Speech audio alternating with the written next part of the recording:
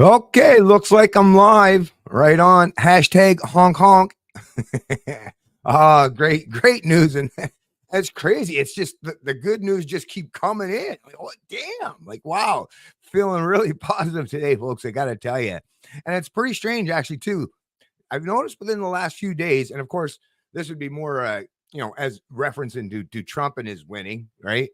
But man, I've been getting attacked. Normally, I don't get attacked too much, but I'm obviously touching nerves somewhere because wow, relentless. But anyways, obviously today the big thing is not necessarily the fact that Trump won New Hampshire, that's a pretty wild thing too. But no, this stream is about the very real fact that this judge, and it's a liberal appointed judge once again. So, but apparently this judge at least understands the law and justice and is willing to not play politics with it.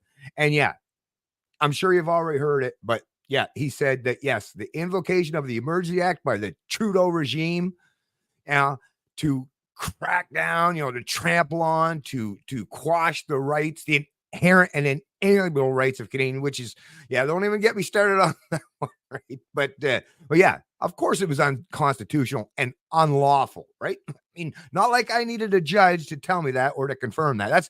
That's the thing. Like, there's a lot of Canadians have to wait and sit around and wait for what's the judge going to say, right? It's like, well, if you need a judge to tell you, right? First of all, they were there protesting already an authoritarian edict, which is the vaccine mandates for truckers. So once again, if you understand ethics, right, then and laws, once again, I've said this many times before, laws are based on ethics, right? Or at least in a advanced Western democracy that respects the rule of law, all that stuff, right? And individual rights, then yeah, that it's all based on ethics and morality. So of course, we all knew. And I mean, we've seen too, and yeah, I'm going to cover a bunch of that, just the kind of shit, the truckers, the Freedom Convoy had to put up with once they did get into Ottawa, right? Wow, it was just unbelievable the kind of shit that those petty tyrants and their mindless order followers, those thugs, right? Those nameless, badgeless thugs. I mean, that's the thing. Trudeau goes running and hiding. These thugs walking around with their batons and their guns and all their dressed from head to toe to go against peaceful people, and yet you got to hide your faces and not have your name or badge. I wonder why that would be. Because damn well these people, half of them, well, some of them probably fucking enjoyed it, right? But there was, there had to be some of them. They can't all be sociopaths, although the fact that they were willing to do it kind of tells you, well, at least very, very opportunistic for a paycheck, to put it very kindly, right? But that, they didn't want to have their names and badge because these people, they have to at some point in time go home, right? Or have to deal with other people in public someday. Yeah, no wonder they want to hide. Jeez, if you think about that, actually Antifa and these mindless order followers, right? These thugs that function on behalf of the Trudeau regime, yeah, they share a lot in common, don't they? They love using violence, bullying, and intimidation, and going after people who aren't, using violence themselves, peaceful people. They love targeting them, but while they're doing it, gotta hide themselves, right? I mean, come on. I mean, it's just like today with the internet. Like I say, all on X, all these people trying to come at me. Not one argument, just insults, like I say, and that's just like I posted earlier on X too. Is yeah, folks, come on. Their weakness is our strength. Do not be fearful of these people. Now, I'm not saying that they can't be a genuine threat. As we can see, once they get together in large numbers, they can be a genuine threat. But have you ever seen the video, The Tiny Dot by Larkin Rose? Yeah, right? Yeah, when they are, well armed and at least on par with the numbers of the people they're going against, yeah, sure, they can act like they're tough. But like I say, a lot of Canadians in this country. So, that's where that tiny dot thing comes into play. If you show a real show of force, then like I say, you would see even these mindless order followers, these little petty tyrants, these thugs, you'd see them tuck their tails and turn pretty quick. But the way it panned out, at least as it is, and it was rough on a lot of people. It was soul crushing, especially we were all enjoying. Like, it was such a joyous event, and the bouncy castles and all that shit. It was great, and the amount of unity that it brought for those of us that actually care about freedom. That's the other thing. Who the fuck are these people that hate freedom? I mean, sure, you might hate freedom for other people, but don't you care for it for yourself? You slave-minded, holy shit. But yeah, it was pretty soul crushing when that actually eventually happened, and they basically took down, confiscated their trucks, commandeered the tow truck companies. I mean, we know, frozen, seized bank accounts, and put people in jail, right? But anyways, like I say, today is a white pill day. There's nothing black pilled about what has happened and what's transpired. And yeah, sure, Freeland comes out and says they're going to appeal it, and I had that on standby to play it, but we don't need to fucking hear from that little fucking, I don't really care much for even seeing Trudeau, really, because they're both fucking annoying. I don't know. One's a male, one's a female, or at least as far as I know, but they're both the most annoying little bitches you've ever fucking seen. You don't even want to see or hear them. They're just like the nails down the chalkboard, just cringeworthy and just not good any. But anyways, I will bring this on because let's just enjoy the fact that it wasn't just us in Canada, but all over the world now are rejoicing. And even before this decision came about, once again, people like your Joe Rogans of the world, your Tucker Carlsons, your even Trump, for crying out loud, a lot of people are like pointing out, like, yeah, what's going up there in Canada? What the fuck is going? I thought you guys at least tried to emulate us down here where you actually cared about your freedoms and liberty. Yeah, some of us do, but obviously a lot don't. But yeah, let me bring this on here. Taxation, but I always knew that Canada was really high. And it used to be that Canada was high, but crime was lower than the United States. People were friendlier. It seems like a great system because you have socialized medicine. You have, some sort of a healthcare system up there, although there's a lot of complaints about that as well. Your education system is, it seems like it's more accessible to people to go to college and things like that. So you're contributing into this pile, which is fine. But then when you have what's a creepy fucking dictator for a prime minister, and that's what he is. He is. The way he behaved. A creepy little dictator. Actually, Xi Jinping? What did he call him? Remember when Trudeau went over there, right? To suck up to the communist regime. Do you remember that? Little potato. But in their language over there in China, Mandarin or I don't know, is it Mandarin or what's the other word? Anyways, in Chinese, whatever the language they speak there, it's tater, potato. Oh, potato. Sounds like potato, whatever. So that's why, and I love it. It's like, holy shit, that works out so perfect. And I've shared it around a few times. I'm surprised people don't pick up on it and make it a little bit more popular, like I say, because I've seen other people insult and make up memes, but come on. Trudeau, well, I call him Trudeau, right? Trudeau, Adolf Trudeau, the little dictator. Trudeau, the little dictator. I mean, come on. I think that's a great play on words myself. But anyways, maybe less people agree with me on that one. But I mean, yeah, dictator. And like I say, you guys talk. My audience might not be overly huge, but Joe Rogan, that's the thing. Even people that try to, talk about me and diminish me because, I don't have many followers or whatever. Look, doesn't matter. The people that follow my channel and the people that follow Joe Rogan's channel, a lot of overlap there, right? And yeah, Joe's got a big motherfucking audience, right? So, and it's not just Joe, but Tucker Carlson, hell, Elon Musk. I mean, just think about the kind of people who are out there, right? I mean, wow, that's why, like I say, their weakness is our strength. Look at who they are, look at who we are, and rejoice in that fact, and rejoice in the knowledge that, like I say, this judge has set a precedent here. This is a major precedent. Yeah, they're going to appeal, but maybe once you get to the point, the Supreme Court, where they're like, they don't even want to touch that because it's the third rail. Because if the Supreme Court touches that and errs on the side of Trudeau, it's like they literally have to ignore everything about the law, the way it was written, right? All that shit. Now, I'll say first and foremost, as you folks know, there's no legitimate reason to deny people's inherent and inalienable rights. But under the pretense or the way Canadians are taught and trained to think, even with that threshold, it was not even remotely met, as this judge rightly pointed out. And actually, I'm going to bring that article up. So what is it? The Canadian Constitutional Foundation and what was it? The Canadian Civil Liberties Association. Both of those organizations represent a couple folks that were inflicted with this bullshit, these mandates, and they took it to court. Now, as we know, that Rouleau decision that basically said that, it was okay for the Trudeau regime, and he too was obviously liberal appointed. Trudeau appointed himself, and it was a commission, Public Emergency Order Commission, but it wasn't a court case, right? It was just a commission that the government basically had to do, right? So Trudeau picked someone that would line up with him. But this judge, also a liberal appointee, I don't know if it was Trudeau that appointed, but he was a liberal appointee.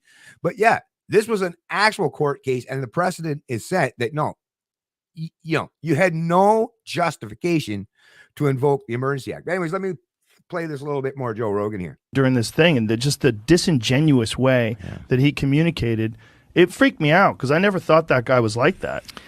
We had a conversation a few years ago where you were sort of more positive about I thought him. he was a handsome fellow with a good vocabulary.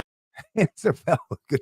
Shout out to Gad Sad, by the way. Yeah, I forgot this was one. Gad Sad was on Joe Rogan. But yeah, so anyways, what I was saying too is that from the Canadian Constitutional Foundation, and I follow over there on X, Twitter, and I got to say, I bet in terms of the justice system in this country, I've pointed out and on some posts and some replies on Christine Van Gyn's X profile. Yeah, I didn't have hold out a whole lot of hope or have any faith in the justice system that anything good was going to come of it. And, for good reason. There's a lot of past there that says that it was going to be possibly a slim chance. But like I say, when it's right there, when it's so blatantly obvious, and this judge even basically said, initially he thought that there might have been justification for it. But all it took for him to change his mind was to actually see the evidence. So that not just the fact that the decision was great, but the fact that the reason for it was like all a judge had to do, and was he been? He was like a judge for decades, right? So this is someone with a lot of experience, but all he had to do was see the evidence.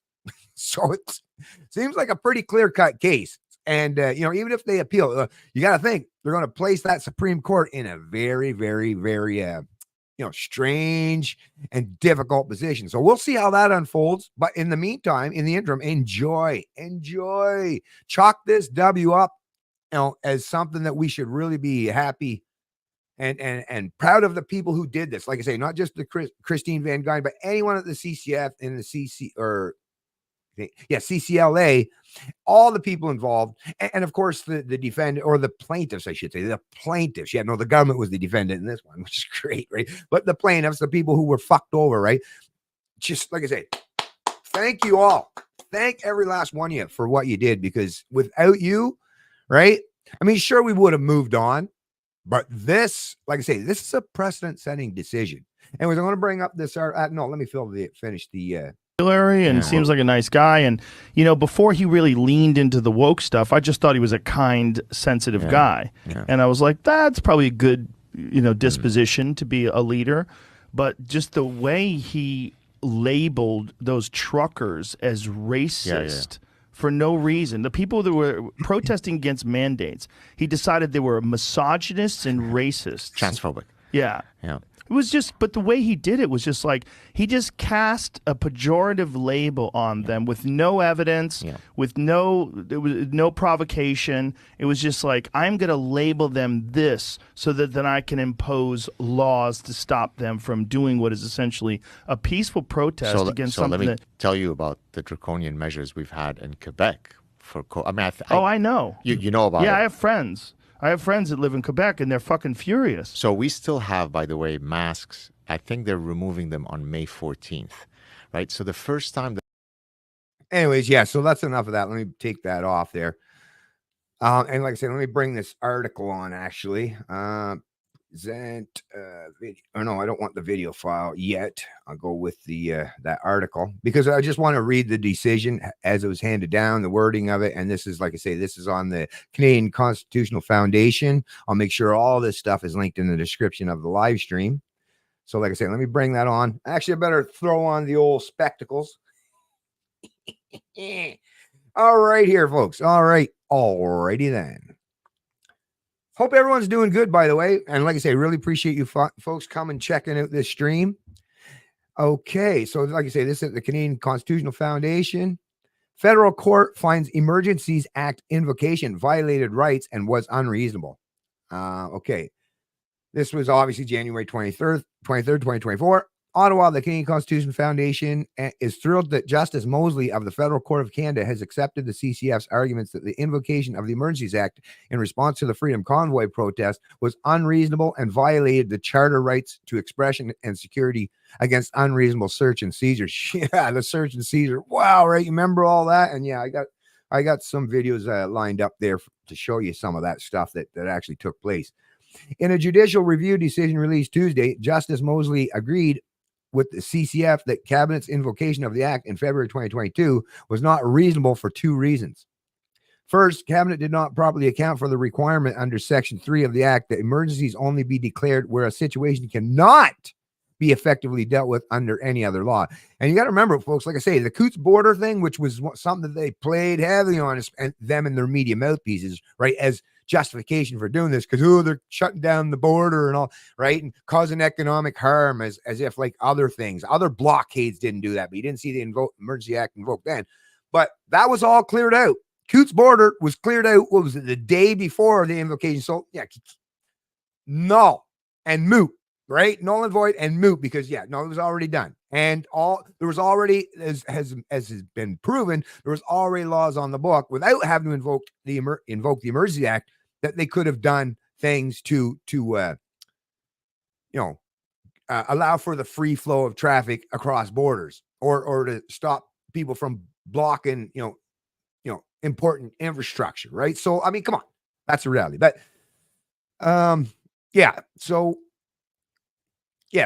where a situation cannot be effectively dealt with under any other law in Canada, does it? Due to its nature and to the broad powers it grants the federal executive, the Emergencies Act is a tool of last resort, Justice Mosley wrote. I would say it should never be invoked, but like I say, let's just go with it the way it is, right?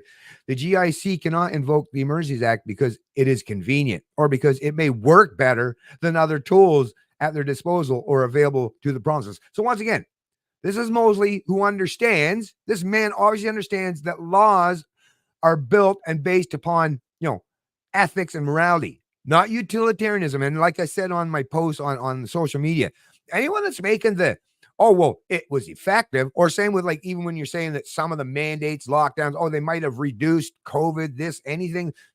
I don't care about your fucking utilitarian argument. That's the Mao, Hitler, Stalin, Lenin, all the tin pot dictators in the world, not just actually even the ones today in the past, they all can come up with a utilitarian excuse as to why, or a justification for why they do what they do, or why they did what they did. So yeah, at least this judge understands that.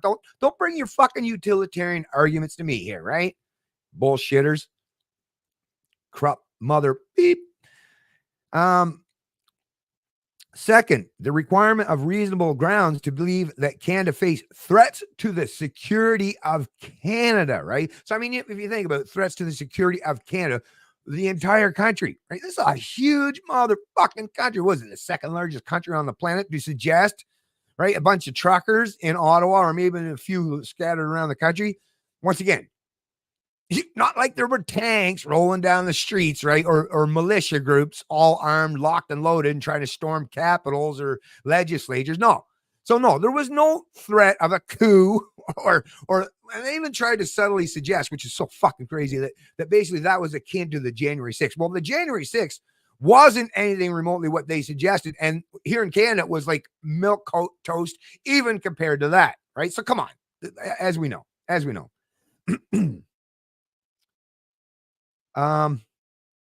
where did we go? Where did I go with that? Second,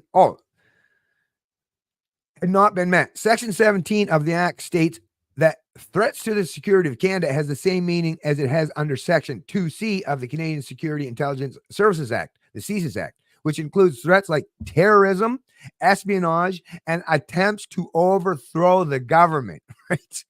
Come on. Overthrow the government. Like I said, even some of the media hacks were trying to suggest that they were going to try to attempt to overthrow the government. Like, really though? Even if someone said, like, even what'd you do? Find somebody wrote on a piece of napkin or something? Oh, I'd like to overthrow the government. Well, there has to actually be, is there where you can see where you get from A to B? It's someone with delusions of grandeur. Yeah, that doesn't meet the threshold, right? Yeah, okay. Justice Mosley said that this does not include the economic disruption that resulted from the border crossing blockades, troubling as they were. And I mean, to even use the economic, it's causing economic harm justification. I mean, that alone is like, Trudeau, you fucking piece of shit. The guy fucking all those lockdowns and all the premiers. And don't forget, Doug Ford was on board with that shit too. But don't forget about all the premiers who went fucking full on tyranny at the time, right? And tried to justify it with their rhetoric along with their media mouthpieces. But how much economic harm do you suppose it caused by shutting down hundreds of thousands, maybe millions of businesses in this country, destroying people's livelihoods? Not even talking about or including the fact that the mandate was to prevent truckers, a portion of them, from being able to not just provide for themselves, right?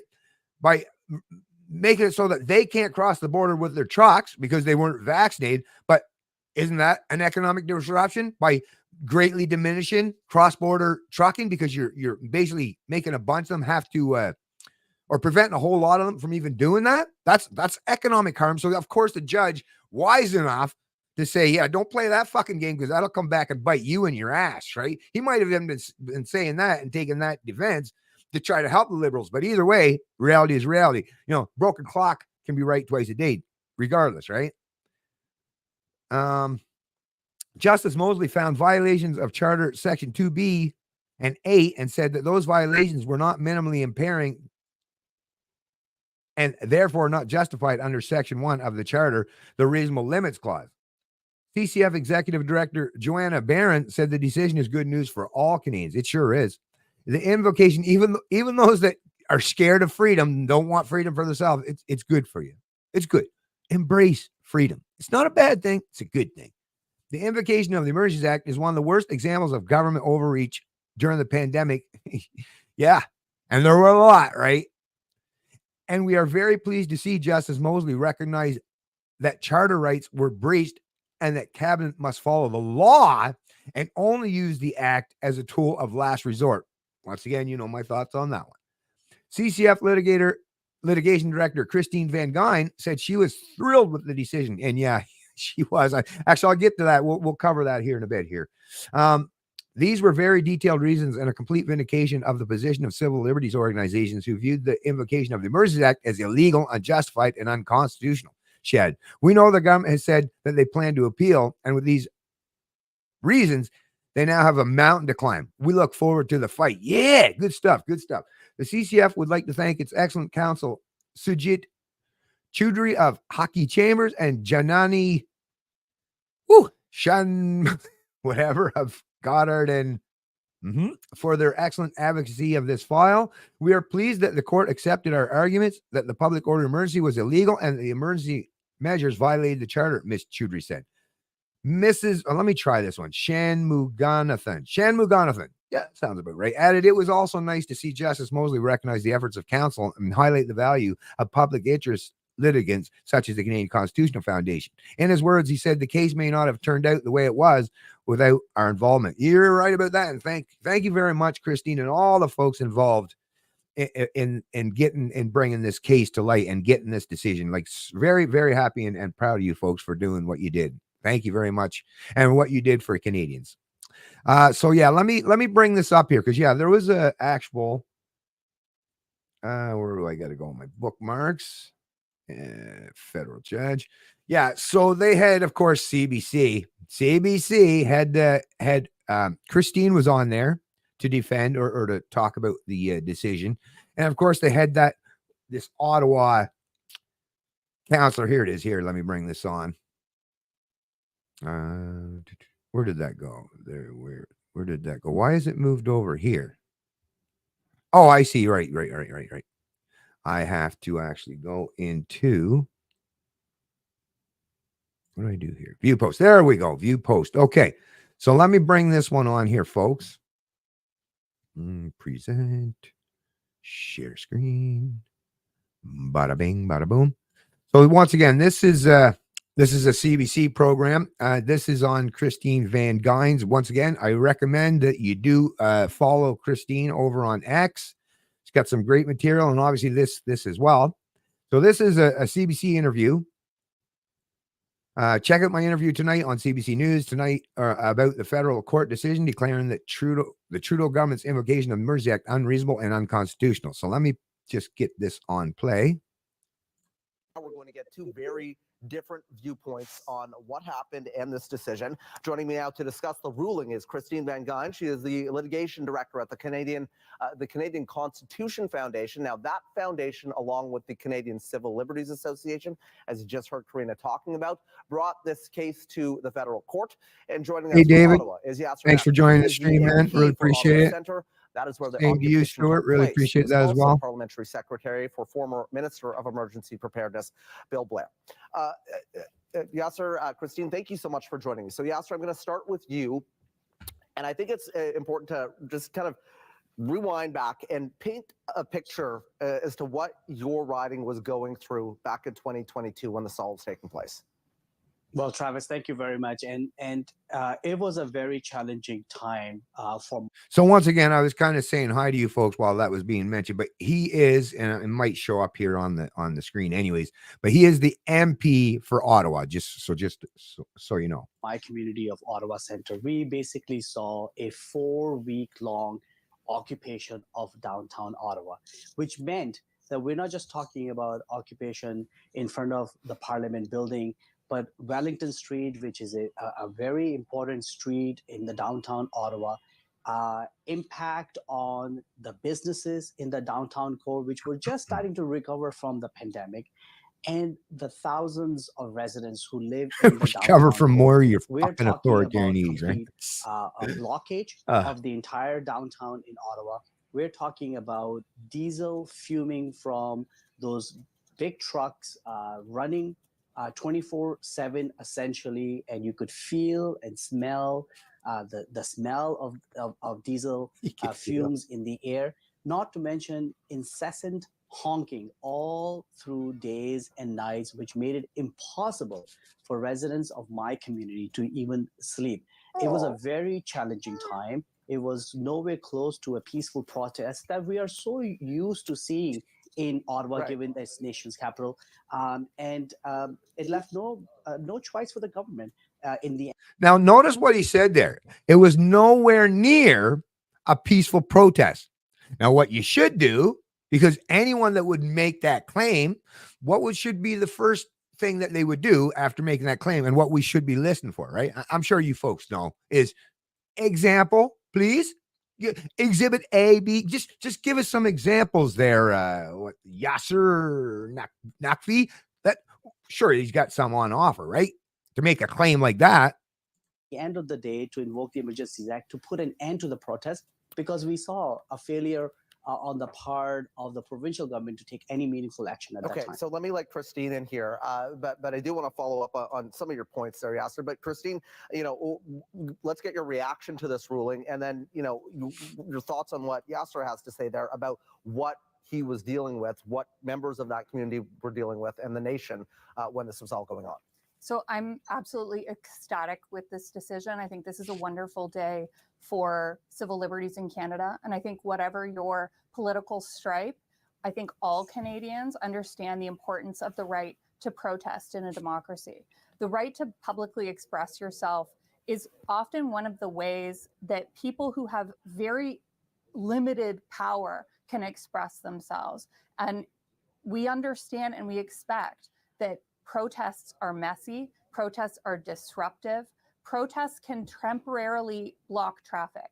Now, of course, a blockade is not a protected form of expression. Blockades can be removed. Ultimately, the police, of course, would be justified in removing a blockade of Wellington Street, which I will mention is often blocked by other protests, just as they're justified in removing blockades from the bridges at the 401 Avenue Road in Toronto. It's not a right to just blockade infrastructure. But on the other hand, what's important to know is that the overreach here was the government's response by invoking this extraordinary legislation. And for context, because I know Mr. Yasser Naqvi has given us the context of how disruptive the protests were for his community. I have no question that they were disruptive. But what's important to remember is how extreme the government response is. The Emergencies Act functions as a de facto constitutional amendment.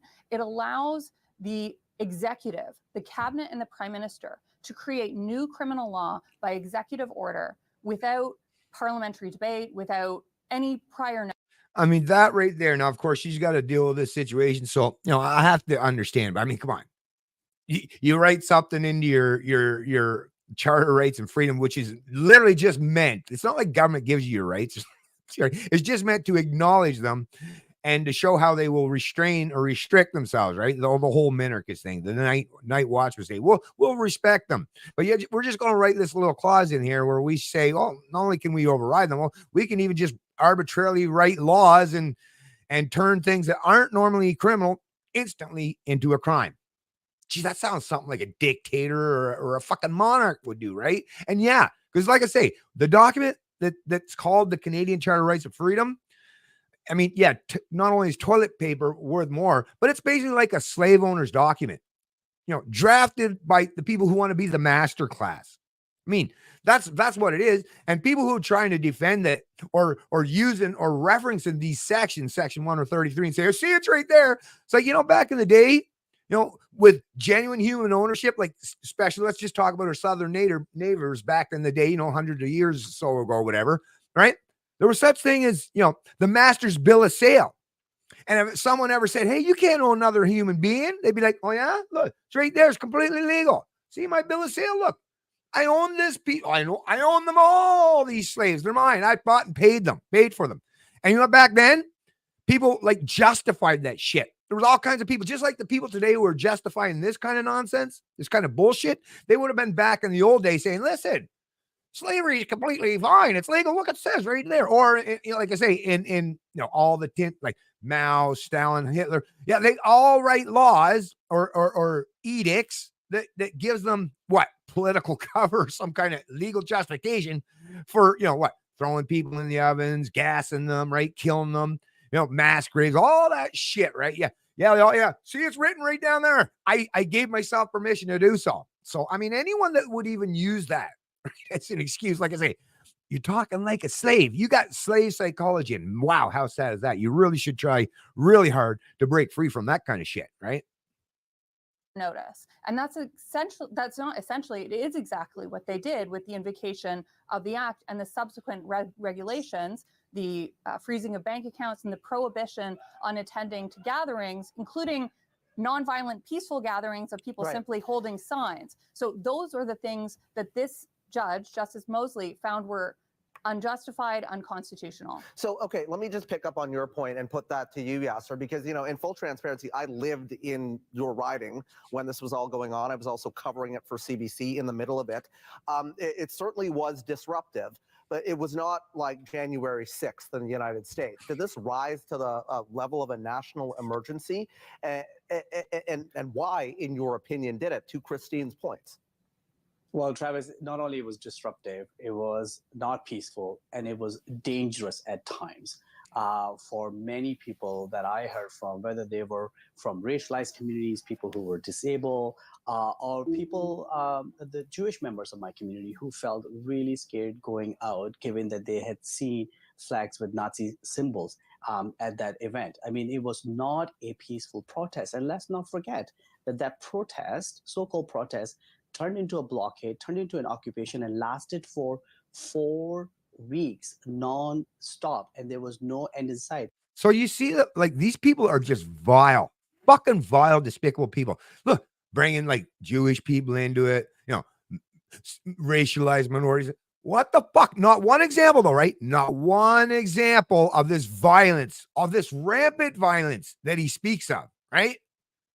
This is, like I say, these people are vile, despicable human beings. This fuck is willing to look these people in the eye and say this kind of shit.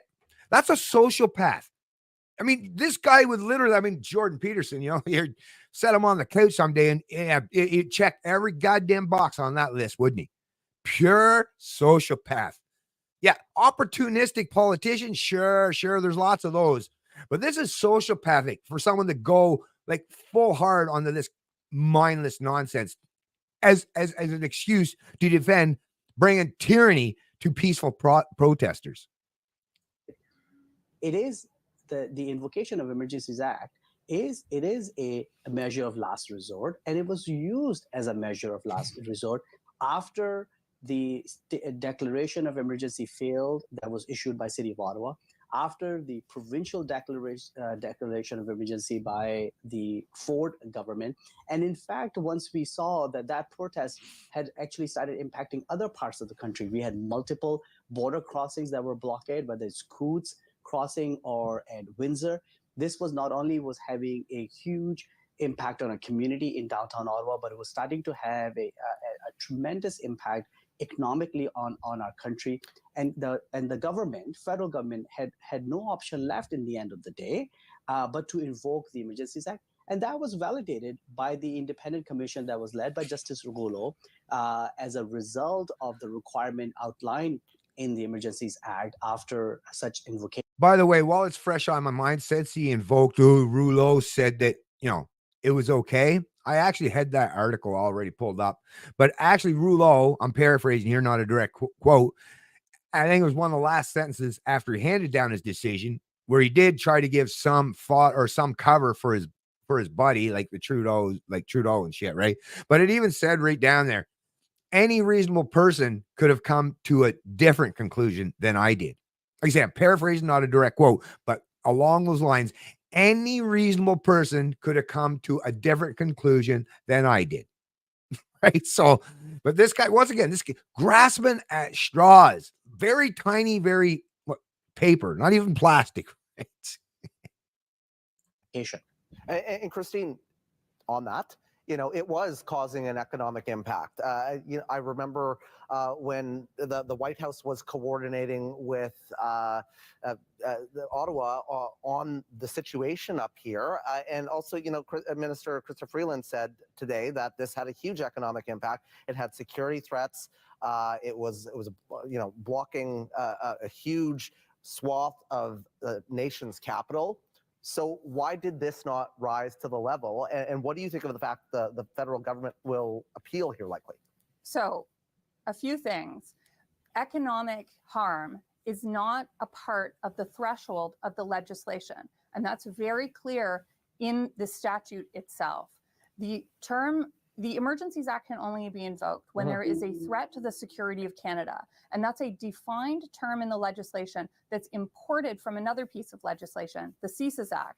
And the part that's relevant for us requires that there be a national emergency with a threat of or use of serious violence and without the ability to be solved under existing law. There's nowhere in that definition that economic harm meets that threshold. Now, Justice Mosley, in his decision, he acknowledges that there was economic harm. Of course, there was economic harm. There was a blockade at the border. Ultimately, that was resolved using the criminal law in Alberta. They simply used the existing. Once again, I can't help but point out the fact, this is the thing. She's thinking on the fly. I mean, you know, it's easy to sit here in an armchair quarterback. So understandable that she's not thinking to cover this. But I mean, come on. Remember the First Nations people that were their blockades that was before, right? This whole COVID, the Emergency Act thing, right? Blocking rail lines and all that shit, right? Didn't see no Emergency Act issued then. And why would that be? Well, we all know why that is. No, identity politics. Trudeau wanted to cozy up to the First Nation people, which, once again, if you're First Nations, don't trust that fucker as far as you can throw him, because he just wants to get close enough to you that he'll shank you. So I'm just saying that. But you didn't see, you know, anyone, and the people in the media sure as shit weren't making excuses or, you know, going after them and saying, oh, look at these dirty people, fucking, you know, whatever the hell they, you know, think of these racists, think about all the rhetoric the media. They weren't using that kind of, you know, harsh and kind of rhetoric that comes with that kind of undertone where we should hate these people, right? They weren't using that kind of shit to, muster up support for anyone to invoke an emergency act for that particular blockade. So that just goes to that alone just goes to show that it was never about justice. What it was truly about, as we know, was about control. Little dictator Trudeau loves control. Ask Jody Wilson-Raybould. Criminal code. So clearly it could be resolved under existing law. Oh, by the way, let me point this out too, folks. That David Lametti was Rupa Subramanya, and thanks, shout out to Rupa Subramanya. But I was streaming on my X feed this morning, and that David Lametti, the Justice Minister, completely his account, it doesn't even exist on X no more. Well, why? Why are you running away for? Why are you running away for, David? Because right? That's the thing. They can put up all the political rhetoric and excuse they want, but deep down inside, even they know what they did was not just wrong, but highly immoral, unethical. And really, there should be people in jail for doing this thing. There are people in our jails right now, sitting in there rotten for doing a whole lot less. But on the threshold being economic harm, which is this kind of bizarre gaslighting term that we're hearing the Minister of Finance keep using or the Deputy Prime Minister keep using in justifying their decision to appeal, it's just not part of the threshold. Think what that would mean for our democracy if economic harm allowed the government to create new criminal law by executive order. It would mean that labor disruptions, labor strikes, which are intended to cause economic harm, would meet that threshold. That's very, very clearly not what the drafters of this piece of legislation intended in the 1980s when they debated it. And this is all considered by Justice Mosley in the decision itself. He talks about how there was an intention to import the CSIS Act definition of threat to the security of Canada into that legislation because it had already been thoroughly debated by Parliament, had recently been passed, and people were familiar with this standard. So to now go out around and try and shift and meld this standard to fit into the convenient threshold that this government wants to apply, that's just not how the law works. It was unjustified. Let me just put the last word to you, Yasser, with a political lens on all of this. I mean, the Liberal Party right now is not doing well in the polls. Do they want to be fighting this battle still? Wouldn't it be politically astute to not appeal this and just kind of put this chapter behind? I would welcome that. No, listen, this is a very important piece of legislation. The decision taken by the government was an important decision, and I support. We might want to do that again sometime, right? We might want to keep that heavy-handed tactic in our back pocket in case we want to use it again in the future, right? Supported that decision. I continue to do so, and I'm glad that the government is appealing the decision. But I think politically, I can tell you from my community's perspective, from Ottawa's perspective, what's a big challenge has been that you had the leader of the Conservative Party now, Pierre Poilievre, at that time, using the convoy for his own political gain, getting out there, using those protesters as opposed to uniting Canadians, as opposed to bringing people together. He used it as a way to launch his campaign, to collect names, to raise money. I think that is the kind of division we cannot afford in times of crisis. We expect our leaders to come together to make sure that our citizens are safe, that our businesses are safe, and country is above everything. And what we saw from Pierre Poilievre was absolutely the opposite, which makes him not worthy. Anyways, we'll take that off because that's, basically, stop sharing here, remove. There we go. Actually, I take that right off entirely, right? Or no, I got some more things to. Actually, I'm going to get into the comments here and see what you folks are up to because I did see there's a bunch of you commenting on there. So I said hi to Dave. What's going on, Dave? Actually, let me throw the old glasses on here. Politics is beyond my control at this point, but it is entertaining seeing the leftist reaction. Yeah, it's pretty wild, right? Exactly. That's the thing. You have to be wise enough to know the things that you can't change. Right? There are things that you can affect and change, but the things that you can't, just enjoy the spectacle. I mean, as a libertarian myself, right? I don't require rulers, right? And it's not like I would want to pick a ruler. in particular as a Canadian or an American. But yeah, I'm going to sit back because this spectacle is going to unfold. So I'm going to sit back and watch this whole spectacle, and with my neighbors down to the south of us. I want to see this whole Trump thing play out. Yeah, I definitely believe that round 2 needs to take place, because once again, the kind of people that we are up against, and it just so happens that Trump is up against as well, are some very, very vile and despicable petty tyrants and authoritarians. And anything or anyone that's willing to go against that stuff, yeah, I'm right there. I'm right there with you. So for the people that don't like Trump and shit, whatever. I like I say, I don't really give a shit. Oh, Bennett's a status he supports Trump or something. Okay, whatever. Sticks and stones, bitches. Right? True douche. That's a good one. In tech. That's a good one. True douche. Yeah, that's a real good one. Yeah. Would that fit on a bumper plate or a bumper sticker? Or I mean a license plate? True douche. No, that's too many letters, but that would be good. That would be good. Oh yeah, I said hello to Stu Passmore. Trudeau seems to have a reflow coding with all of his illegal activities. He's still in power. We need to vote at all these treaties. I agree, Alina J, and thanks for joining the live stream, by the way.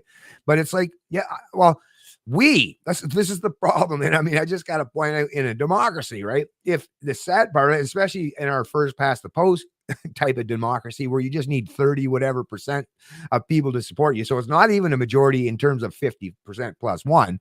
But yeah, in our form of democracy, yeah, the people that choose to go out and vote and do have the largest numbers are the ones that support the status quo, the ruling establishment.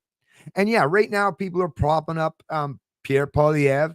And yeah, sure, he's better than Trudeau. The rhetoric he's espousing is better than Trudeau. But I mean, how many times as Canadians have we watched the LibCon duopoly flip back and forth? And once again, have we gained back any of our freedoms? No. I mean, even if Pierre Poilievre doesn't, go as tyrannical during his time in office to destroy our freedoms, is he going to fucking, put the work in and effort, right? Try to get people all together to redraft the Constitution or the Bill of Rights in this country to make sure that this shit, even written in the Bill of Rights, says no, make it airtight that you can never do that again. Or even if he did, is he going to have enough, seats and ridings to be able to ram that through? Or based on the way the Constitution or the Bill of Rights is written, what do you need? 2/3 of a majority. So there's, like I say, but not like I say, I'm not trying to blackbill anyone. We always got to hold out hope. But the bad or the sad part of a democracy, and libertarians and anarchists and volunteers, we all understand this. We've read the books, we've read the documentation, we know the history, right? Watch the documentaries and stuff. We know that democracies always eventually lead this way. It sounds good in theory. Sure, it sounds good in theory that the majority should rule. I mean, we've all seen what happens when you put a mob together, a lot of people together of like-minded. It can turn very tyrannical, even more tyrannical than just a single one-off dictator, right? And I've said this before, or a monarch. It's much easier to take down one dude, the monarch or the dictator, than, right, something that's baked in the cake and entrenched, not just at the political level, but all the way through the bureaucracy. This is the problem, folks, with democracy. Now, the American Constitution did a much better job by pointing out, or at least laying out, not just the restraints, but it wasn't even just the wording of the restraints and what government has to stick to in terms of abiding by the Constitution. No, the one thing that truly mattered in the U.S., which separates them from every other country in the world in terms of being a democracy or a republic, is the Second Amendment. Having a population of people well-armed, trained, and know how to defend themselves and willing to do so when things get too tyrannical, right? That is usually your best chance of keeping the authoritarians and the tyrants at bay, right? People that want to use force against you, right? You can write shit on a piece of paper all day long, but when the mob's coming for you, that's not going to save you. When the mob's coming for you, when the pitchforks are out, right? Then what you need to defend yourself is a pitchfork of your own, or something maybe even more powerful than a pitchfork. And that is the point. And I can't help but hammer that away time after time and time again. It's the Second Amendment. and people's willingness. Because that's the other thing. Even the Second Amendment and your right to bear arms. If you lack the willing or the capacity or the courage to take up or pick up those arms or to do anything to defend your freedoms, then they don't really exist. They're just a fiction of our imagination. Which, like I say, which is why it's really, really important to try to advance not just the Canadian countries, but the American, which is hopefully at some point in time, we libertarians, we finally, prove the validity of our claims and point out with absolute clarity that, these documents aren't going to save you. You need to have people that are properly, educated, informed, and willing to defend their freedom. If you're willing to do that, then they exist. In the absence of that, well, they're always up in the air, right? Anyways, I'm going to get down and read a little bit more. Oh, yeah, I said hi to Gato. What's up, Gato?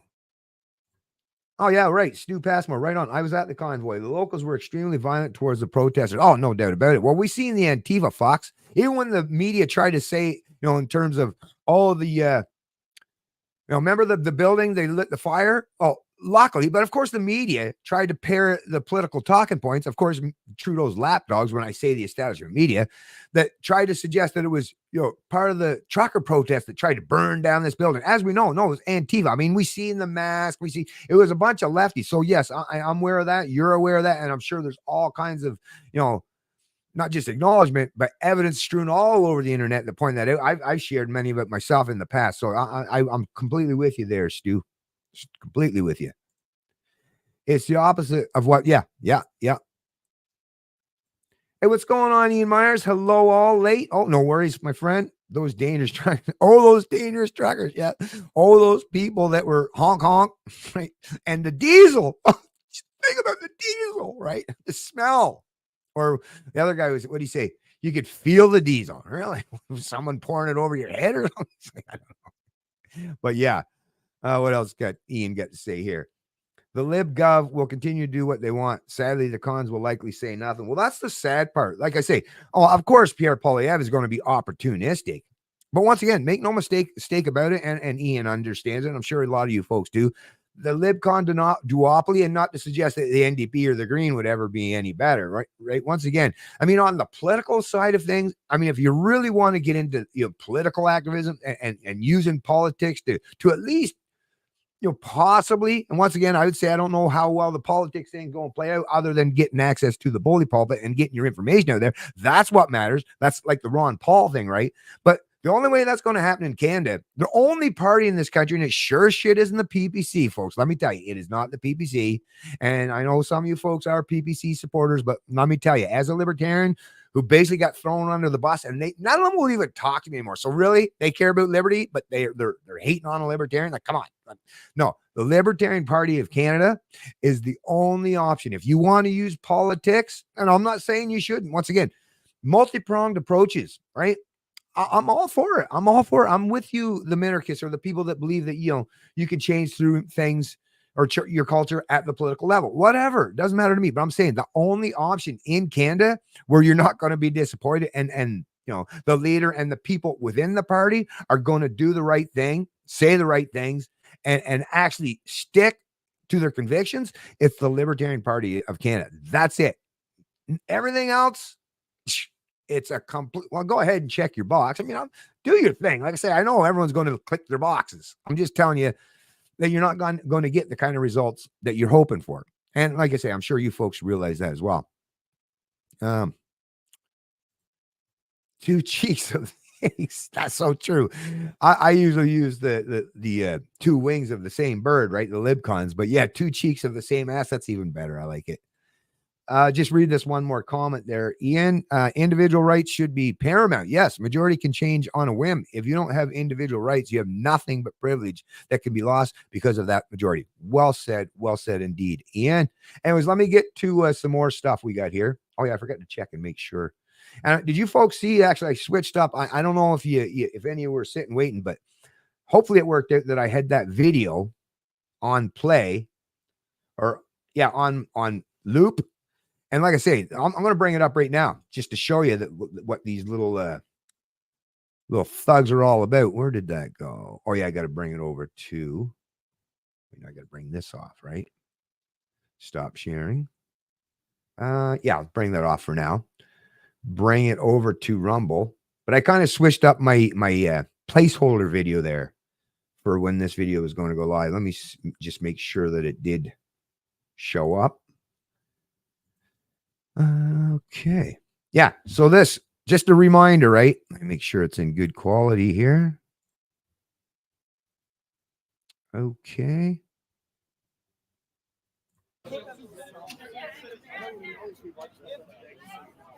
You're literally the last thing holding Like, us. look at this. From having our No names, no You are the badges, last dressed head to thing toe blocking us in from gear, helmets, Stop the whole hindering us, spiel. man. No, We these are want our people that are freedom. getting ready to fuck Once people we give up, them right? up, that's it. We'll never get them back. And look at the people that they're It takes going to fuck broken up. promises to get Nobody's people into saying they're communism and weapons a or revolution dressed to get them out. with any kind of I trust defensive you. means or mechanisms. These are peaceful people. Oh, yeah, okay, I'll take that off. Means or mechanism. Oh, all right. So I'll just bring that off. Stop sharing. But I mean, yeah. And like I say, as you folks know, there's lots more where that came. Let me close that one off too. Yeah. And this was another one. I won't bring it on the screen, but this was an article from back in October of 2022. Because once again, it was not just the Trudeau regime, the Trudeau liberals, folks. Ford, this was a National Post article from back, like say, October 17th, 2022. Ford says he supported use of Emergency Act, but Ontario turned down plea for help. So yeah, Doug Ford, like I say, for people, and he's a conservative, right? Yeah, a progressive conservative, which is a fucking oxymoron if I ever heard one anyways, right? I mean, come on with that foolishness. But I had a couple other articles lined up here too, but I'd have to bring them both on. But it's funny, CBC News, when they broke this story too, well, the first headline that came out was federal government's decision to invoke Emergencies Act against convoy protests was unreasonable. Court rules. Government says it plans to appeal the decision. And this was Catherine Tiny, January 23rd, 2024 at 1:49 p.m., right? But then if you went to click on that later on in the day, then well. So at least here it's saying the federal government. Now they still downplayed it by saying it was unreasonable. It was unconstitutional and unlawful, right? Big difference. You got to use the words, but see, they want to always play that shit down. That's what the establishment media does because they are the lapdogs for now, the Trudeau liberals. But anyone that's willing to maintain the status quo, they'll cozy up to. They'll give me pet, right? But here's how it was worded a little bit later on. Ottawa's use of Emergencies Act against convoy protests was unreasonable. And then they added violated charter court rules. So Ottawa, well, that would be the Trudeau liberals. It wasn't the Ottawa mayor or it wasn't the Ottawa, right, the MP, as much as I'm sure he would have loved to do it, right? We heard from that fucking guy. But it was the Trudeau liberals. Like, wait, you scared to say it? And of course, they're going to try to appeal that decision. But boy, oh boy, do I hope that they fail miserably in that endeavor, in that attempt to try to, unwind the fact that at least one judge in this country was willing to, actually, err on the side of individual freedom and liberty. So I want to bring back a little bit more videos here, a little bit more of my videos, I should say. Add to stage. No, I got to reach into another part to bring that up. Present. There we go. Video file. Because I got a bunch of them. Like I say, this time I actually was smart enough to save them. Now I don't know if I played this one the other day, but I'm going to play it again just for the heck of it. Because I thought this was kind of funny and worthwhile revisiting. Thank you for your call. You have reached the media line. For all urgent requests, please send your request by email. Merci pour votre appel. Vous avez atteint la ligne médiatique. Merci beaucoup. Yes, hi. I couldn't understand the French part, but it's Tucker Carlson calling from the United States. And I'd be grateful if you pass a message on to the Prime Minister, Justin Trudeau. We are coming to liberate Canada. We are coming to liberate Canada. And we'll be there soon. Merci. So I don't know if you folks got a chance to see that, but I retweeted it, of course, on X, and I added to it a little bit of my own thing. Where, luckily you can even do the white flag thing there with the emoji. But I said, I welcome our new overlords, and I said, come on up here, kind of in a hurry, and don't forget to bring that First and Second Amendment with you, right? Because that's the thing. Yeah, if we're going to live on a plantation, which we do. I mean, yeah, I want the best plantation where the master treats us the best, right? And acknowledges our inherent and inalienable rights and does a much better job of that. And we're, yeah, like I say, we actually have the right and the recognized right to defend ourselves against said tyranny, right? So, yeah, but I thought that was pretty amusing. Oh, yeah, I want to bring it. There's, like I say, I got a few more I just want to bring on here, folks. How about, yeah, let me bring this on just to take us back to how beautiful that whole thing was back then, right?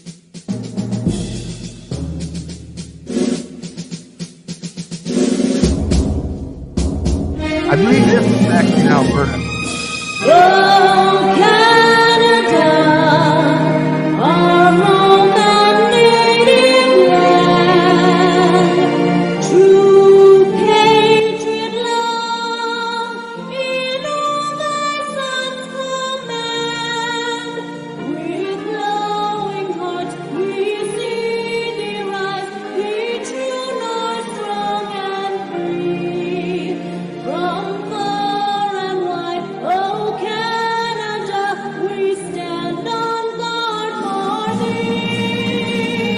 God keep our land glorious and free. Oh Canada, we stand on guard for. Anyways, I'll bring up a few more there. Just one sec here, folks. Oh, wait, no, not that one. I already got that one. So let me close that one off, actually. Like I say, I actually remembered to bring a bunch on. I wish I could have it set up. That's the thing. All these people that do these live streams, they have someone in the background. Oh, man, it'd be so nice to have someone in the background that would key these things up and have them all instead of me have to make you guys wait for me to find it and stuff. No, sorry about that. It's like I say, it's a one-man band here, folks. It's a one-man band. Oh yeah. Here's another one. Let's see here. Oh no, that's a 20-minute long. We don't want to. We won't worry about that one. How long is this one here? Yeah. Well, just play a little bit of this one too. Wonder if I should. I don't know the music thing. I don't want to get any stupid copyright crap or anything like that. But anyways. Oh wait, this might be a different one here. Actually, that's not the one I was thinking of. Let me get a different one here. Sorry about that. Present. There we go. Oh, this was a good one. Yeah, this is a good one. And once again, like I say, we'll just play a little bit of it, but the feelings of unity. And I don't know if you folks remember, I shared them on my Canadian Libertarian YouTube. Well, now it's on all of my Rumble as well and Odyssey.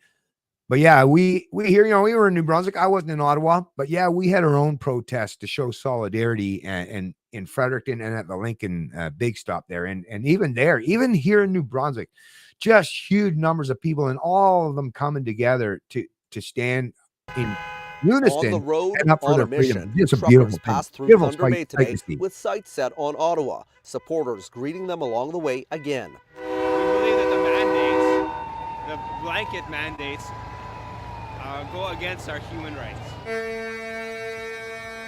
Horns blaring, protesters and trucks lining the streets outside Canada's Parliament buildings. What if the police say you gotta go? I'm staying. I'm not leaving until the mandates are gone. It's not gonna end. Until they do something, it's not gonna end. $1 million has been released to fundraisers, but getting fuel to all of these trucks could pose a problem as the perimeter is expanding around Parliament Hill.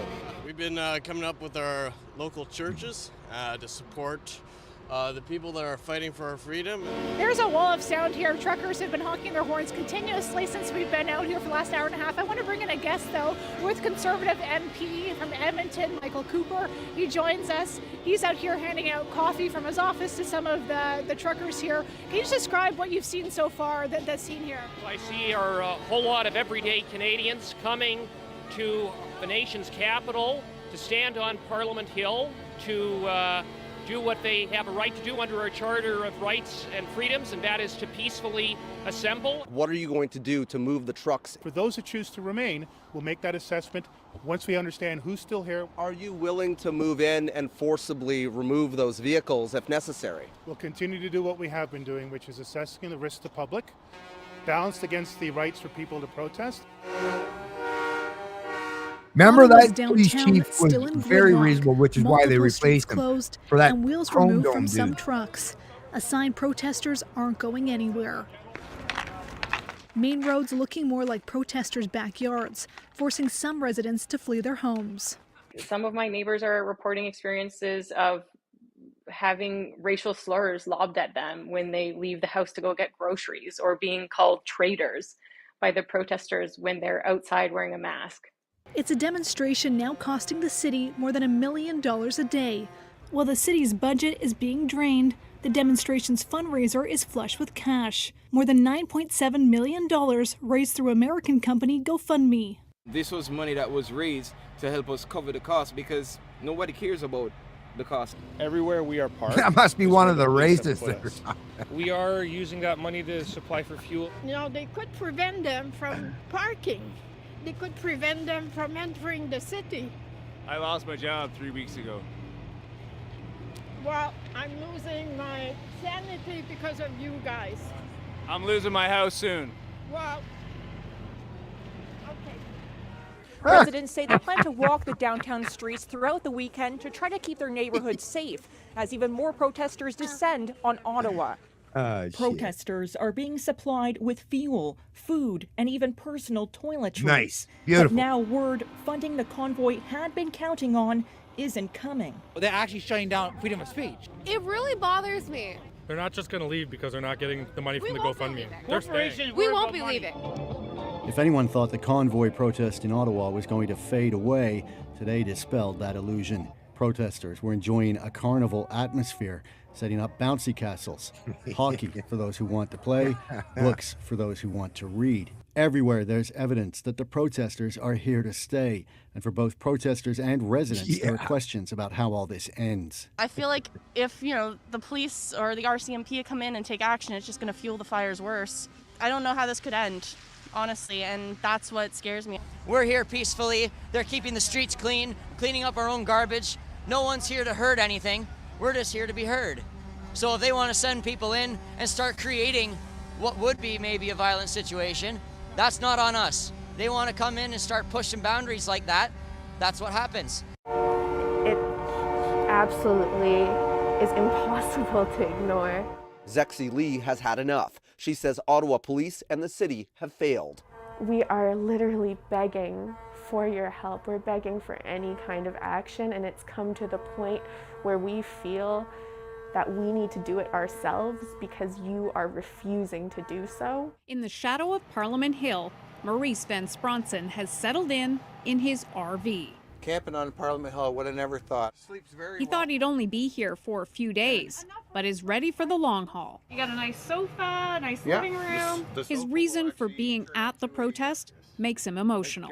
I have 10 grandchildren, and the country that I grew up in is not the country that we have right now. As a city as a whole, people are just torn apart. It's added a lot of division. Freedom! Freedom! Freedom! Despite a state of emergency, the threat of hefty fines or jail time, this demonstration in the capital swelled for the third weekend in a row. It's a standoff, we're playing chicken, and we'll see who blinks first, and I don't think it's going to be the truckers. Ottawa police say they deployed all available resources today, but only a few uniformed officers. Anyways, folks, that was great. Like I say, just so amazing. Like I say, it just takes you back, right? And it was such an inspiring thing to see. But I just wanted to bring this on here because this is another one, and I just wanted to point this out. I love to bring up points of clarity for anyone that might have watched this, because I see this person on here that has posted this, and if Odessa Orlowitz is watching, or anyone else that has watched this on the CBC News, like this, the propaganda channel, right, the 24-hour propaganda channel, then let me just clarify things. But I'll first bring on and let you hear for yourself what was said during this CBC broadcast here. All right, listen to this. In response to the federal judge ruling that the Trudeau government, Chrystia Freeland and them, were unconstitutional in the decision to use the Emergency Act on the protesters in Ottawa and in the other places around the country who were at borders. And he also said he didn't believe they should have frozen bank accounts, etc. Listen to how the Trudeau government might deal with that instead of just letting the law decide if they're tyrannical or not. The Liberal government might change the Emergency Act and the verbiage in it. What, so he can do this again? One of those recommendations was to kind of strip the act of that CSIS definition because it caused so much confusion and chaos. And even the CSIS director himself said that he supported the invocation, even though it didn't perhaps reach that definition. So we perhaps could also see, even well before a court case, that the government would update the act and perhaps change that language.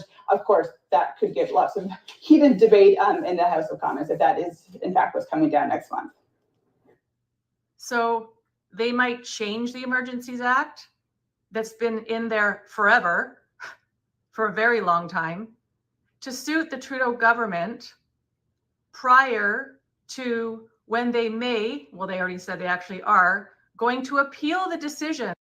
Anyway, so just to let you know that, that shit, someone can fucking, just like any politician, they could spew rhetoric. They could try to scare the shit out, which, I mean, like I say, if the 3 years of the nonstop rhetoric and fear campaign, right, whipped up by not just the ruling class in this country, in particular the Trudeau Liberals and such, and of course, don't forget about those premiers across the province that fucking did the same shit, but they can say all kinds of shit to try to coerce you or to trick you or to convince you that they are like somehow gods or they just are so, above everything, including laws. But no, you don't get to, after you've already, done something and it happened based on the precedent or the wording of the laws at the time. No, you don't get to go in after the fact and say, oh, did I do something wrong?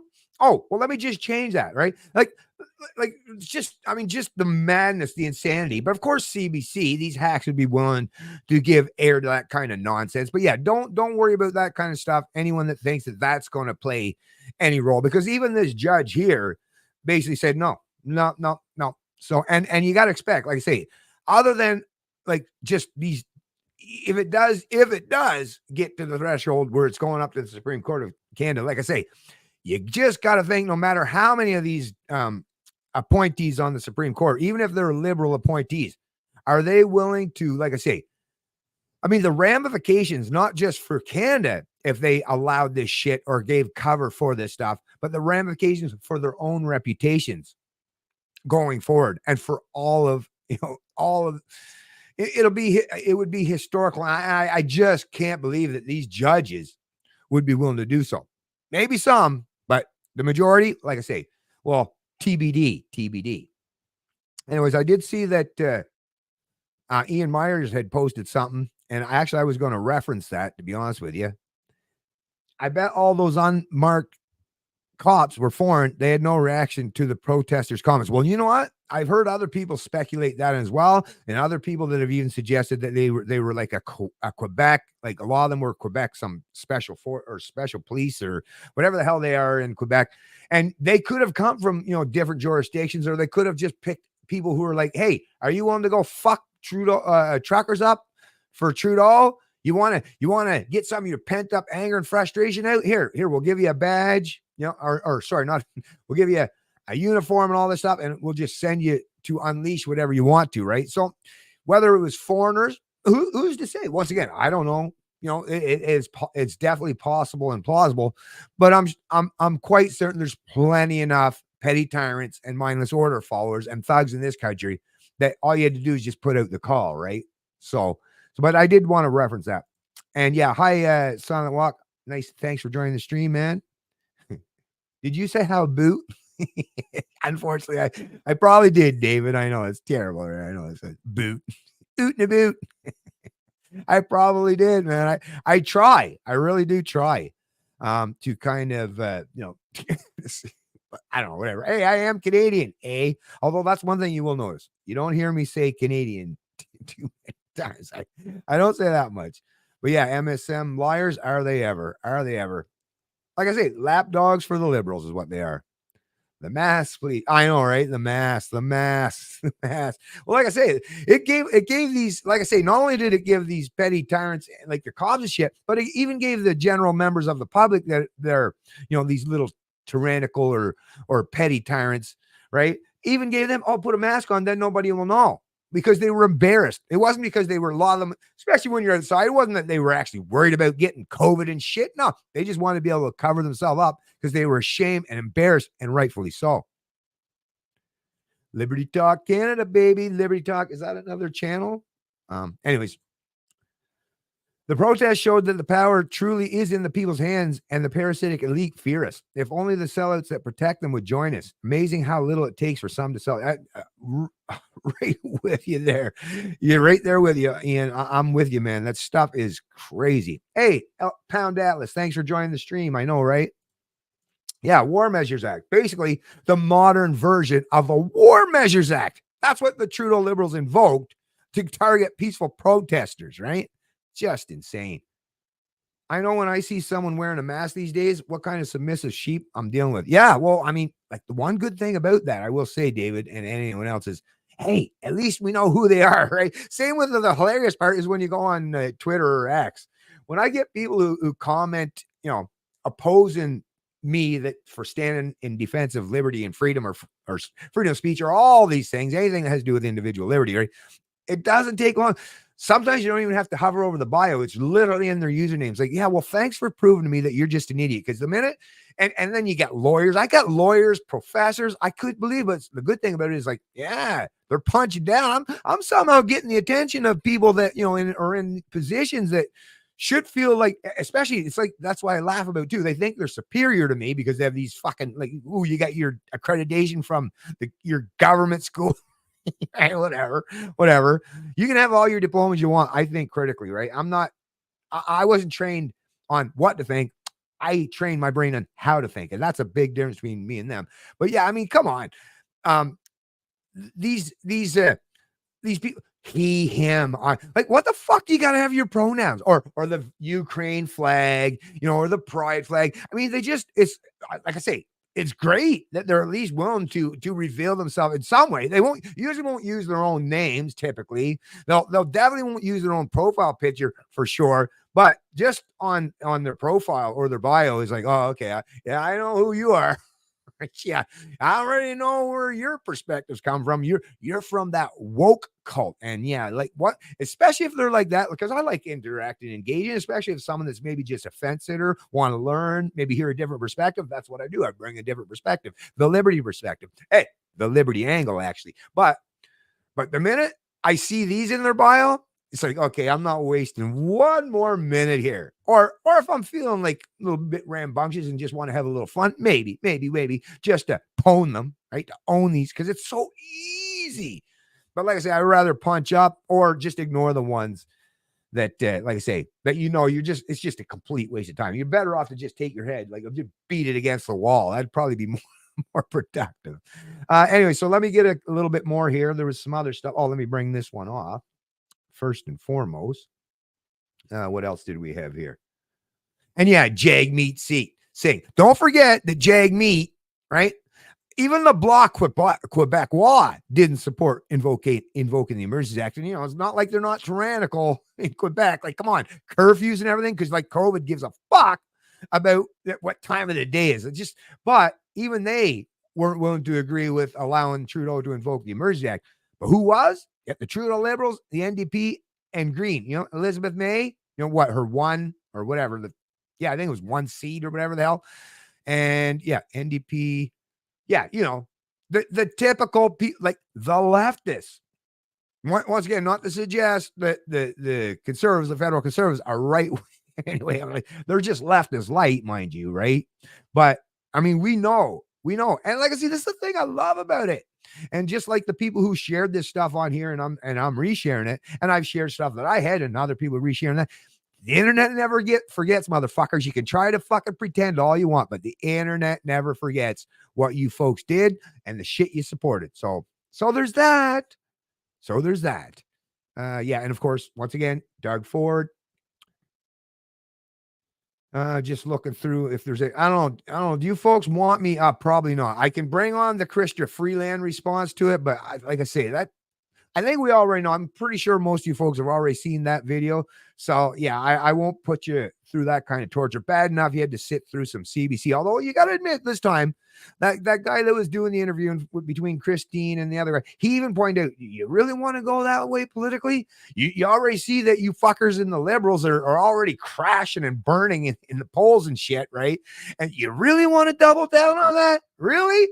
But the guy's yes. So but I mean, at the bare minimum, I was actually shocked and surprised to see that there was an actual CBC personality. And like I say, I give credit when credit's due. It seemed like he at least tried to be, you know, as unbiased as possible, considering he's in the belly of the beast at the CBC. So like, give the man his due, right?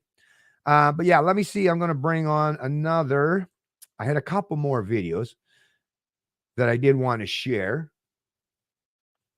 Yeah, yes. Let's go back and remember this, just so that everyone remembers, because Trudeau's out there. People are seeing cancer treatments and elective surgeries put off because beds are filled with people who chose not to get vaccinated.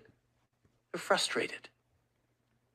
When people see that we're in lockdowns or serious public health restrictions right now because the risk posed to all of us by unvaccinated people get angry.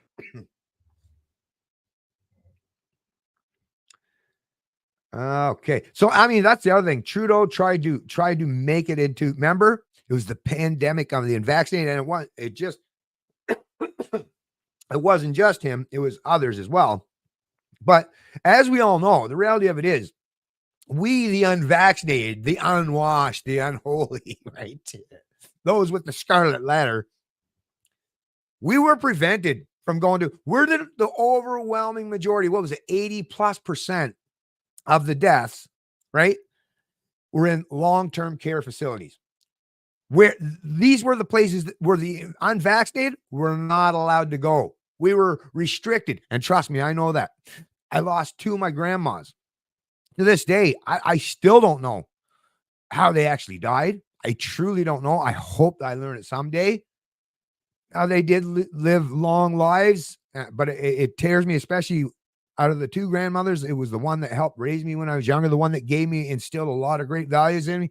The fact that I never got to see her, you know, before she did take her final breath. Yeah, that stuff, that plays heavy on my fucking mind, believe me. But once again, it wasn't us that were allowed to go in these long-term care facilities. It wasn't us that were led and deceived to believe that if you got your vaccination, you're safe, because it's safe and effective. So yeah, you can go into these long-term care facilities. You can work in these long-term care facilities. Once again, and this is not me trying to blame the healthcare staff or the people that went to visit their family members and probably did transmit the virus, which ultimately killed a lot of these people, right? As it spread through these environments. I am not labeling anyone that did that unknowingly, right? Now, if they did it knowingly, it's a totally different thing. But, you know, and I'm sure it must be hard as hell for these people, because they have to be acknowledging and recognize that too, is, yeah, I probably played a part in a lot of these deaths, because, and once again, through no fault of your own, other than the fact that you foolishly and naively went along and believed the kind of bullshit rhetoric and propaganda that was being presented to you. Now, you know, maybe some of these people didn't have that one person in their life, like me, to tell them, no, this is absolute bullshit. But that's why I say this is the most important thing, folks, where we all need to at least surround ourselves with at least one or two people that are willing to challenge this kind of stuff, because that would have greatly helped and reduced the amount of deaths that actually took place. So who actually contributed to that? Wasn't the unvaccinated. And once again, this is not me trying to place blame on people. I am just pointing out the reality. Yeah, I just got a couple more, folks. What are we at? 124. Probably go an hour and a half, right? In and around an hour and a half. Tie this bad boy up, wrap a bow in it, and go get back to celebrating. Yeah, I don't drink anymore, but boy, if I still was a drinking man, oh, I'd be fucking celebrating big time today. Oh, I still am going to be celebrating. It's just not going to be drinking. That's all. Still have fun. I still have, actually, you know what? It's been what? Am I going on 3 years plus now? I don't even really miss it, to be honest with you, that much. It's not like I don't get lots of excitement in my life and get enjoyment anyways. And actually, I really feel like I'm in actually a much better place, right? I don't feel, that's the other thing. I don't feel like I need to reach for vices all the time, which, hey, I'm not judging people. I know, listen, it's tough out there, but it actually gives me more strength, rigidity, and resolve to know that I can handle all this shit and not have to reach for a vice, and I'll just deal with it and take it on head on, right? And actually, my mind is in a much better place. I think more clearly, right?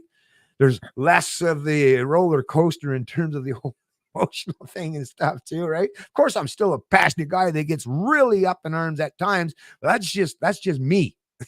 Sober me anytime. That's just me. Is yeah, I care about shit, right? I'm the kind of person that, especially when you're talking about freedom and liberty, and why wouldn't I?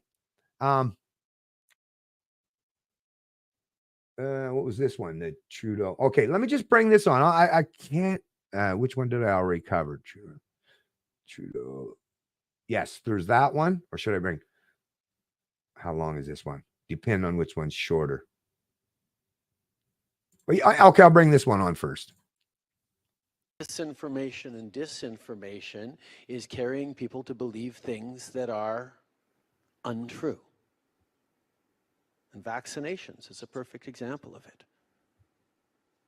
Like any modern bit of medical advancements, there are potential side effects in vaccinations. And there are people who've probably gotten very sick from vaccinations, on the billions of people who've been vaccinated against COVID over the past few years. But there are far more people who obviously have died due to COVID, died from not getting vaccinated. And the idea that people can fly in the face of science, well, individuals are allowed to make their own choices. There may be all sorts of different reasons why someone is hesitant to get vaccinated. But I make a distinction, and I always have, between someone choosing for personal reasons to choose not to get vaccinated and someone deliberately using misinformation to mislead and scare other people with so-called facts that aren't facts at all, that lead them to make a choice that endangers their lives and the lives of other citizens. So as Prime Minister, through the greatest public health crisis that we've faced in 100 years in this country, since the Spanish flu, my responsibility was to keep as many Canadians alive as possible. And all of the scientists and the medical experts and the researchers, not just in Canada, but around the world, understood that vaccination was going to be the way through this.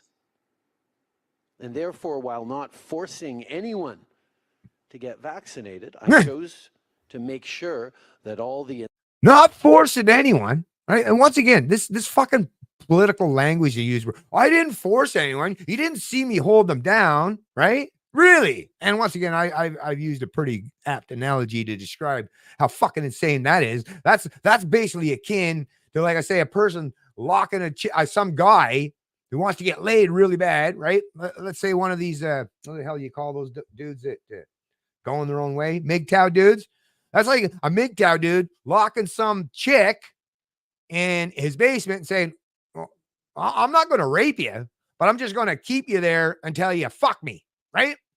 But trust me, no, I'm above and beyond. I would never stoop to the level of raping a woman, but I just won't let you leave until you fuck me. Well, I mean, if you want to play the technical political sense like Trudeau here, you can say, oh, I didn't force her to fuck me.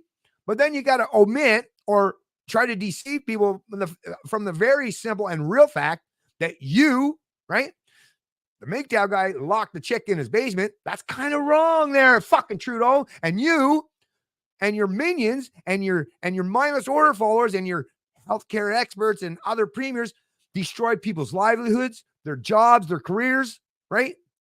Caused so much, made them to lose their business. Something like people don't realize, if you've never run a business, the kind of work that goes into trying to just build a business from the ground up, especially if you're a small or medium business, which were the ones that got affected the most. But yeah, you fuck with all those fucking people. You basically coerced, cajoled, like I say, mandated, and just look up what the word mandate means, Trudeau. Like, does this man ever picked up it? Of course, he's playing politics because he's a sociopath, which that's what they share in common. They're a bunch of lying sociopaths. But the fact that he would sit there and say, I didn't force anyone, really? Well, you might try to find some distinguishing difference between that, and maybe some of your idiots who follow you will fall for that nonsense. But it sure as shit doesn't hit home or play well for those of us that actually think critically and know what it means to be a free human being, which is why, once again, folks, that's why I do what I do. I need to help my fellow Canadians understand what it is to be free, because that is the prerequisite and a requirement before anything, even with the Second Amendment or all that freedom of speech, the prerequisite, the number one thing, the foundation you need to stand on, which is why when people are arguing with me back and forth, this or the minarchist state, it's like, no. Number one, step one for liberty. Liberty 101, folks, the very first step that you need to take is to just know what the fuck it is to be a free human being. In the absence of that knowledge, everything else fails and pales in comparison. You have to know what fundamental rights are, what it is to be a free human being. Without that baseline, and that's, like I say, that's the message that I want to hammer home day in and day out as often as I possibly can. Help as many people as I possibly can. Let them understand and explain, which is why sometimes I get a little bit upset with the folks at the CCF and others, right? And once again, not hating on them. Like I say, I genuinely, madly appreciate. I just get frustrated by the fact that you have to understand, that's got to be the baseline. That's got to be your starting point. Starting beyond that is you're just keeping people confused and confounded. And I'm all about being efficient and properly educate and inform people. And once again, I'm going to continue to do that. Anyways, let me get into this live stream here for a little bit. Or I mean, the comments here. Yes, they do. Yes, they do, David. Good friend of my dad is a lawyer. He hasn't got a clue what's going on. Well, this is the problem with lawyers. Like I say, this is the fucking crazy part. I mean, not all lawyers are bad people, but by way of your occupation and by way of the laws that are in existence today and enforced, even when there's no victim, you have to be willing. That is a job requirement. That's a baseline requirement of your job, your occupation, if you're a lawyer, is you have to be willing to lie and deceive, manipulate, distort. And I mean, if that's the baseline premise of your occupation, then yeah, like I say, I'm not saying all lawyers are bad, but that kind of incentive structure, that kind of system function under the current system we under today, yeah, you have to be a remarkable human being to not end up in the place like your dad or a friend of your dad's. That's the problem. That's the problem. Look it. We're prepared for whatever is in the U.S. When crazy liberals get desperate, no telling what kind of BS they'll pull. Oh, actually, talking about the U.S. again there, David. I'll just say this real quick. Was watching some videos of the Texas National Guard and some folks down there because, for some fucking reason, I don't know how the hell this happened, but the Supreme Court of the United States, I don't know what in the hell is going on there. It was a 5-4 decision, but still. So they got one, I guess, or a couple of them to say, yeah, it's okay to tear down this barbed wire. And I didn't read the decision. I don't know exactly the details of it, so I'll claim some ignorance in that area. But basically, it was the Biden administration, because of that, the outcome of the Supreme Court decision, tried to send the federales down to remove that razor wire, right? That was set up by, I believe, the Texas National Guard. But the Texas National Guard, they're having nothing of it. And I mean, this is the Lone Star State, folks. These are people that fucking, a lot of them, not all, hashtag not all, but a lot of Texans, they know what it is to be free and to stand alone if need be. It's the Lone Star State. You know what I mean? And and they're down there saying, nah. And they're even putting, I seen containers, ship containers, containers. They're lining them up. They're putting even more razor wire. They're making it so the water where they try to cross, there's even more water in it to make it so that it's even more difficult. They are actually trying their best, to not just stand in defiance of these federal positions or orders from the federal government, but, saying with clarity that there's nothing you can do. And like I say, you got to think, Texans, not only do they understand liberty, but a lot of these folks, they're willing to defend that shit, no matter what people or petty tyrants or authoritarians say. And that, my friend, you want to get Ben Hunter on board with some of these law enforcement people, you do what they're doing. And be consistent where you are actually standing in defense of the liberties and the freedoms of the people in your jurisdiction at all times, not just sometimes, but at all times.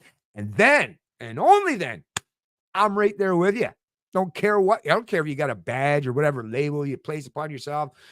But if you're a good person and you're doing the right thing by defending individual liberty, hey, I'm right there with you. I am right there with you.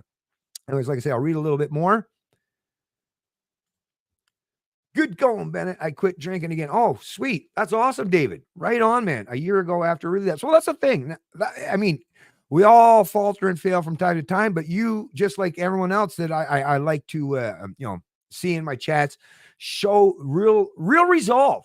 Like I say, this is what it is to be human. Of course, we make mistakes and we falter from time to time, but it's the good man, the good woman, the good people are the ones that have the strength of their and the character of their convictions and the principles and the knowledge and the willingness to say, okay, I've made mistakes, I've done things in the past, but I'm going to always strive to improve and do better going forward. And yeah, good for you, David. Good for you.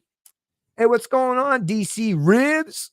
The disasters the Liberals party are creating will be blamed on Pierre when he becomes PM. Oh, they might try that for sure. This might swing the vote back to the wokies, and that'll be the nail in the coffin for Canada. Anything's possible. But hey, thanks for joining the live stream, by the way, DC Ribs. And if you folks wouldn't mind, give a little like or subscribe or anything like that. But yeah, we'll soon tie this one up. I'm just going to rip down through a few more of the comments. Because that's the thing. When I get off, I always feel like I gotta make sure I deal with the comments because you people really matter. Like you take the time out, sit and listen to me ramble on for hours on end. At the very least, I can return the favor of listening to what you folks got to say, or not necessarily listen, but reading what you got, folks. Thank you, Silent Walk. I'll celebrate when the turd's in handcuffs.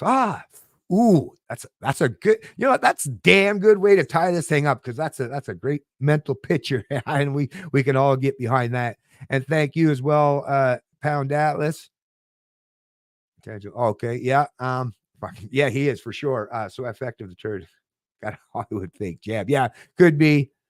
Saneko, what's going on there? Yes, so you got them to change the procedure from 4 to 3. Coercion is still force. Yeah, exactly. You're right. You're bang on there, Saniko. He's meth that. I don't know what the hell. Antisocial. Sorry. He exhibits signs of antisocial personality disorder along with narcissism. For sure.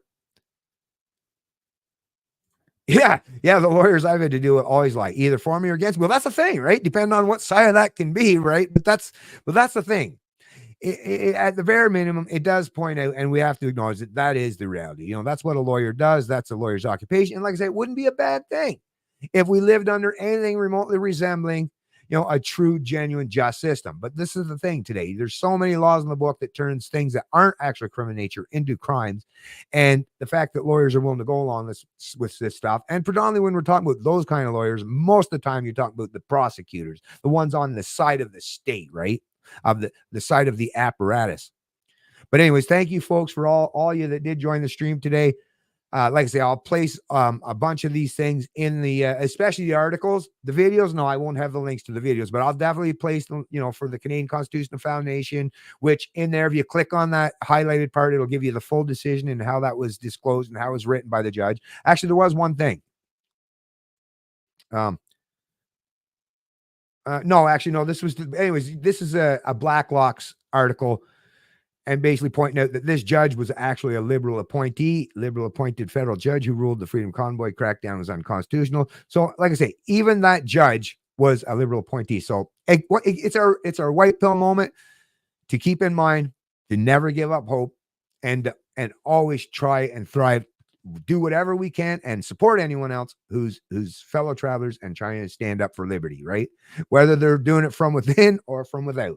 So you folks have yourself a great day. I'm going to go do a little more celebrate myself. It's a Canadian Libertarian.